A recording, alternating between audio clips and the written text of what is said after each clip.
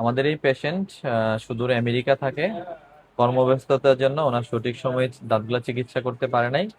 তো আমাদের কাছে ওনার দাঁতগুলা চিকিৎসার জন্য আসে আমাদের ইউটিউব চ্যানেল দেখে। তো আমরা ওনার উপরের এবং নিচের সবগুলা দাঁতের চিকিৎসা করার প্ল্যান করি এবং কিছু দাঁত ইমপ্লান্ট করার প্রস্তাব করি ওনাকে চিকিৎসার জন্য। তো উনি বলে যে আমার এখন সময় কম, আমার আপাতত প্রাথমিক অবস্থায় সামনের দাঁতগুলো কাজ করে দেন, পরবর্তীতে আমি ইমপ্লান্ট করে পূর্ণাঙ্গ দাঁতের কাজটা কমপ্লিট করব। তো সেই সূত্র ধরে আমরা ওনার সামনে যে দাঁতগুলো ক্ষয় ছিল, ভাঙা ছিল, নষ্ট ছিল, যার জন্য উনি খাবার দাবার খেতে পারতো না, শিরশির করতো, ব্যথা করতো এবং দাঁত শার্প হওয়ার কারণে গাল কেটে যেত।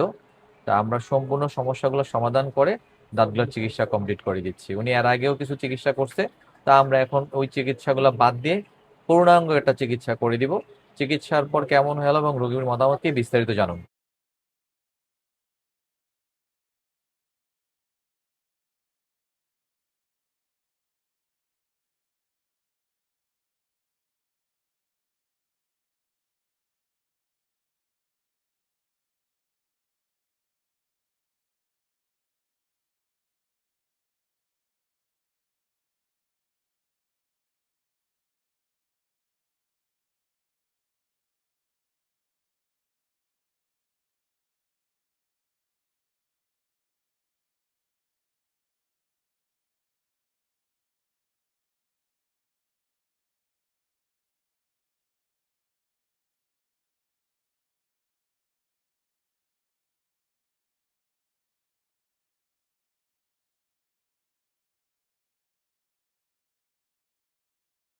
আমাদের আজকের পেশেন্ট যিনি অনেক ব্যস্ত একটা মানুষ, টেক্সাসের বাসিন্দা।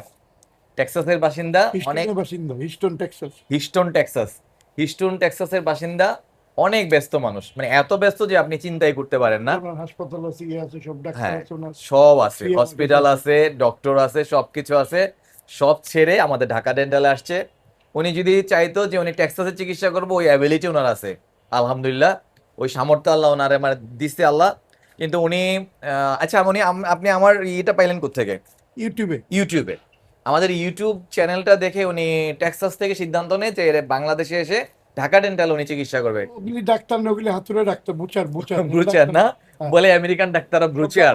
পাস করছে, আচ্ছা, সব নকল করে বাস করছে। সব হাইব্রিডের, হাইব্রিডের। কোনো ফিলিংস নাই, কোনো রোবট। ফিলিংস নাই, রোবট।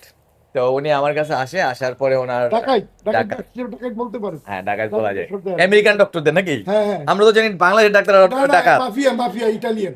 ইটালিয়ান। এগুলি মাফিয়া, একটা ভালো না। মানে টেক্সাসের ডাক্তাররাও নাকি মাফিয়া? আমরা জানতাম যে বাংলাদেশের ডাক্তাররাই মাফিয়া। না, বাংলাদেশে আছে, আল্লাহ ফেরেশতা আছে না? আপনার মতো। আচ্ছা।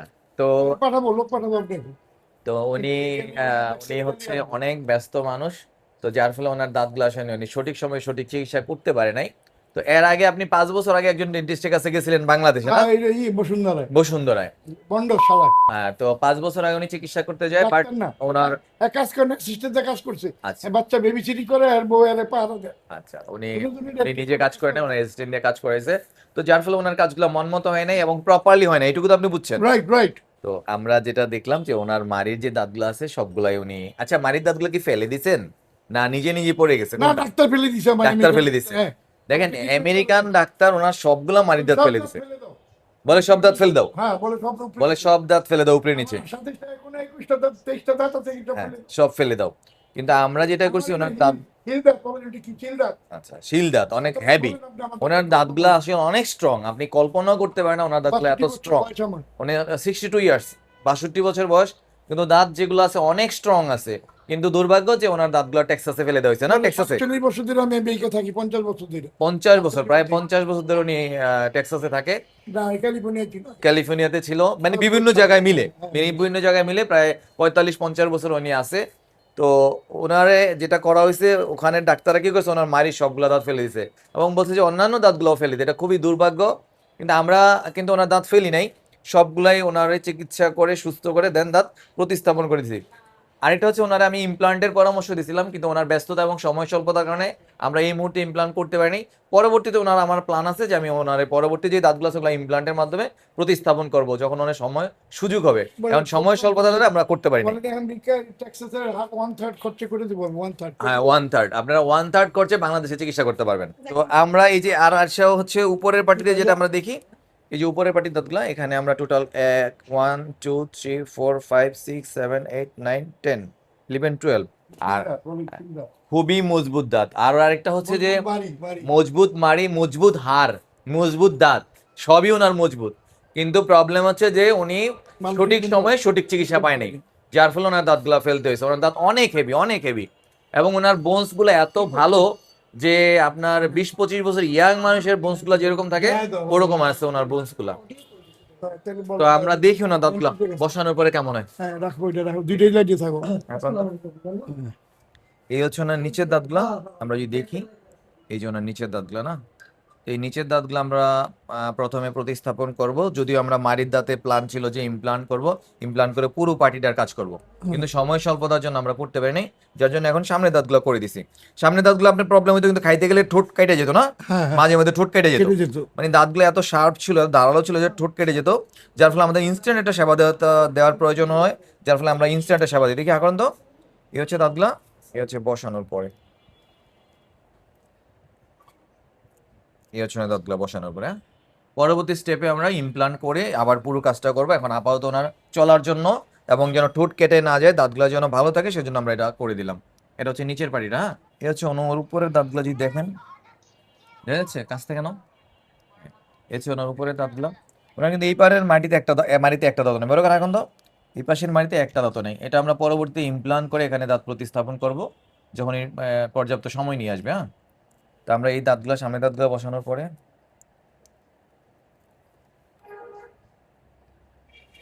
ওকে, এই হচ্ছে সামনের দাঁতগুলো বসানোর পরে, একটু সামনের উপরে থেকে নাও।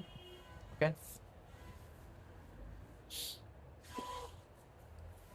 দেন হচ্ছে মাড়ির দাঁতগুলা বড় করে হাঁ করেন তো একটু। এই যে মাড়িতে না দেখা যাচ্ছে, এই যে মাড়িতে দাঁত নাই, বড় করে হাঁ করেন। হ্যাঁ, এই যে মাড়িতে দাঁত নাই, আর মাড়ির দাঁতগুলো প্রতিস্থাপন করে দিচ্ছি। বড় করে হাঁ একটু, হ্যাঁ হ্যাঁ, ব্যাস। জি, সবগুলো দাঁত সেট করার পরে কেমন দেন তো একটু, বাবু লতো একটা ছবি। মাশাআল্লাহ, অনেক সুন্দর হয়েছে না। আচ্ছা, আপনি আমাদের যারা পেশেন্ট আছে তাদের উদ্দেশ্যে কি বলবেন? আমাদের ঢাকা ডেন্টাল সেবাটা কি ওনারা নিতে পারে? আপনি কতটুকু হ্যাপি? কিছু বলার নাই, এসে ট্রিটমেন্ট করে তারপরে কথা কইেন। তারপরে কথা কইেন না, হ্যাঁ ফালতু কথা কইেন না। কইেন দুই না। নম্বর না, বক্কর চক্কর না, হ্যাঁ ছক্কা পাঞ্জা নাই, এনে হ্যাঁ, সাদা কালা, সাদা কালা। এত কথা বলার সময় নাই হ্যাঁ। বুড়া বয়সে। কেমন বলো? তো উনি কিন্তু বুঝতেই তো পারতেছেন, উনি দীর্ঘ প্রায় 40-45 বছর বয়সে পর্যন্ত, দীর্ঘ 40-45 বছর, 50 বছরের মতো টেক্সাসের মতো জায়গায় বসবাস করে, সারা পৃথিবী উনি ঘুরে বেড়ায়। তো উনি ঢাকা ডেন্টালে চিকিৎসা করার সিদ্ধান্ত নেয়, আলটিমেটলি চিকিৎসা করে উনি সন্তুষ্ট আছে।